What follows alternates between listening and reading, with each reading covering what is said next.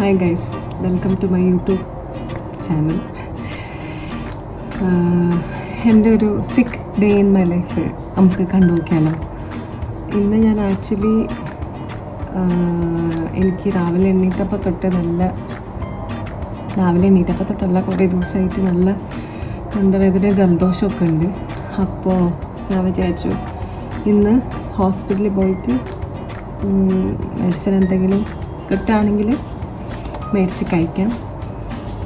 കാരണം ഇപ്പോൾ ഒന്നാമത് ഇവിടെ ക്ലൈമറ്റ് ചൂട് തണുപ്പ് എന്നുള്ള രീതിയിലാണ്.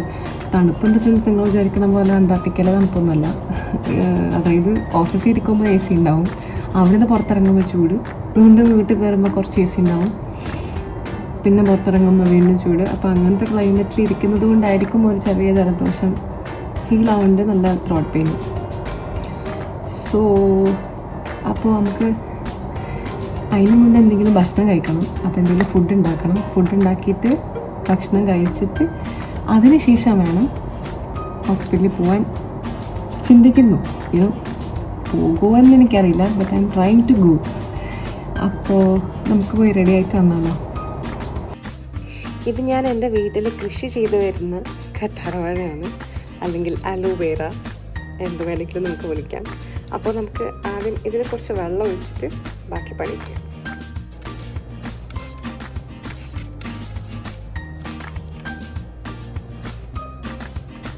ഇത് ഞാൻ വളർത്തുന്നതിന് പ്രത്യേകിച്ച് റീസണൊന്നുമില്ല കേട്ടോ ഗൈസ്, ഞാൻ വെറുതെ ഒരു രസത്തിന് വളർത്തുന്നതേ ഉള്ളൂ.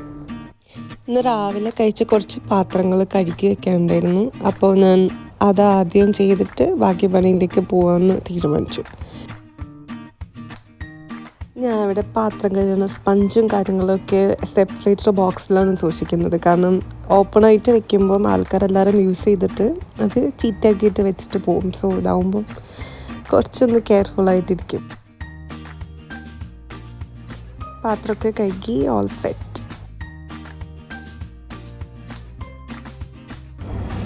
പാത്രം ഞാൻ കഴുകി കഴിഞ്ഞു. ഇനി നമുക്ക് ബിരിയാണി വെക്കാനുള്ള സാധനങ്ങൾ പുറത്തെടുത്ത് വെച്ചിട്ട് പോയി പൊളിക്കാം. ഓക്കെ,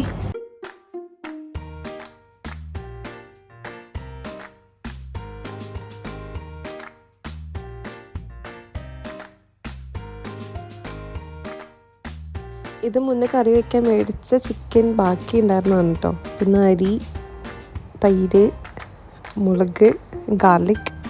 അപ്പോൾ ഇനി കുളിച്ചിട്ട് വരാം. കുടി കഴിഞ്ഞ് നേരെ ഞാൻ അടുക്കളയിൽ കയറി റൈസ് റെഡിയാക്കാനാണ് ഞാൻ ആദ്യം പോകുന്നത്. അപ്പോൾ കുറച്ച് ഗീ ഒഴിച്ചു.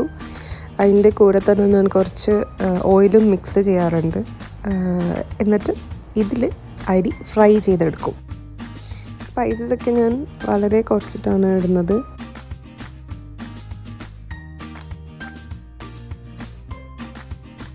എന്നിട്ട് ഇതിലേക്ക് ഞാൻ 2 ഗ്ലാസ് അരിയാണ് എടുത്തിട്ടുള്ളത്. ആ 2 ഗ്ലാസ് അരി ഞാൻ ഇന്നും നാളത്തേക്കും കൂടിയുള്ള കണക്കിനെടുത്താണ് കേട്ടോ. ഇത് ഒന്ന് ജസ്റ്റ് സ്ലൈറ്റായിട്ട് ഫ്രൈ ചെയ്യുന്ന വരുന്ന സമയം കൊണ്ട് ഞാൻ 2 ഗ്ലാസ് അരിക്ക് 4 ഗ്ലാസ് വെള്ളം ഞാൻ തിളപ്പിക്കാൻ വെച്ചിട്ടുണ്ടായിരുന്നു. അത് ഞാൻ ഇതിലേക്ക് മിക്സ് ചെയ്ത് കൊടുക്കുകയാണ്.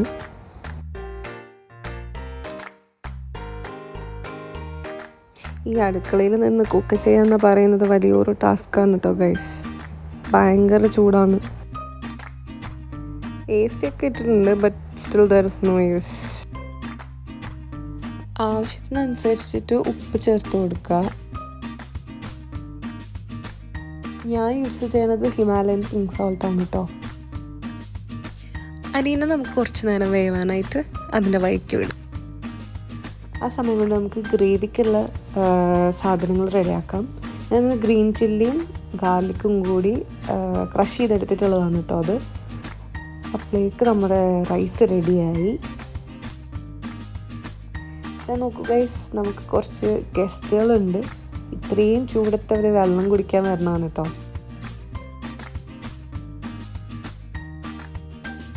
റൈസ് റെഡിയായ സ്ഥിതിക്ക് നമുക്കത് മാറ്റി അടച്ച് വെക്കാം.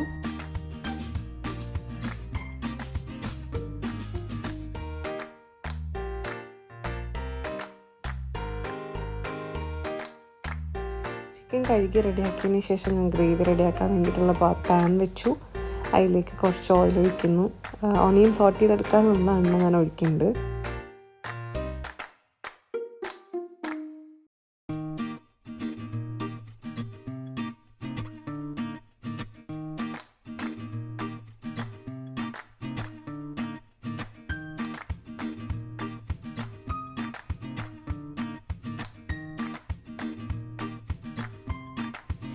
ഈ ഗാർലിക്കും ചില്ലി മിക്സ് ഞാൻ ആദ്യം ഇടേണ്ടതായിരുന്നു, ഞാൻ മറന്നുപോയി ഗൈസ്. അതുകൊണ്ട് ഞാൻ ഇപ്പോൾ ഇടാണ് കേട്ടോ.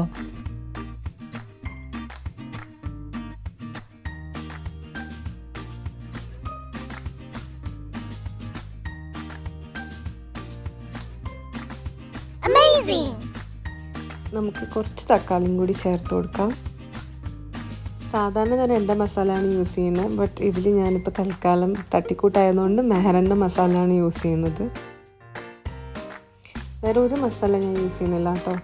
അപ്പോൾ അതിലേക്ക് കുറച്ച് കേടും കൂടെ ഞാൻ ആഡ് ചെയ്യുന്നുണ്ട്.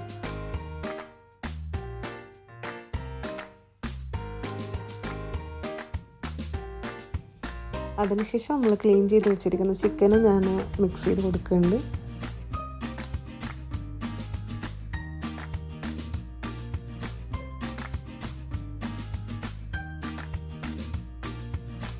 കുറച്ചൊരു ടേസ്റ്റിന് വേണ്ടിയിട്ട് കുറച്ച് പെപ്പർ പൗഡറും ഗരം മസാലയും കൂടി ഞാൻ ആഡ് ചെയ്ത് കൊടുക്കുന്നുണ്ട് കേട്ടോ.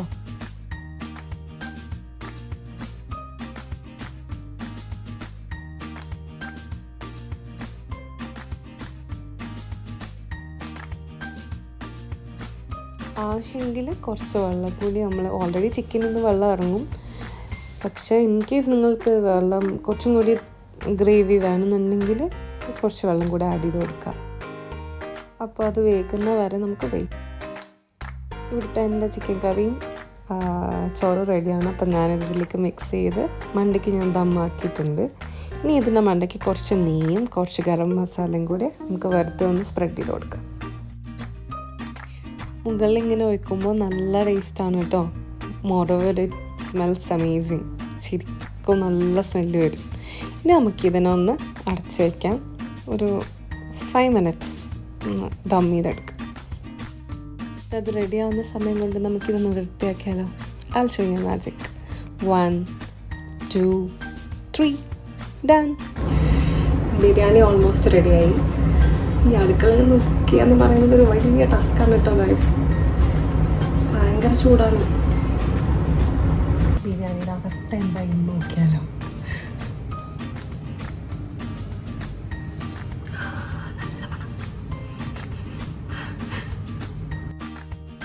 അപ്പോൾ നമ്മുടെ ബിരിയാണി അല്ല നമ്മുടെ തട്ടിക്കൂട്ട് ബിരിയാണി ഇവിടെ റെഡി ആയിരിക്കുകയാണ്. ഇനി നമുക്കിത് സെർവ് ചെയ്തിട്ട് നമുക്ക് ഭക്ഷണം കഴിക്കാം.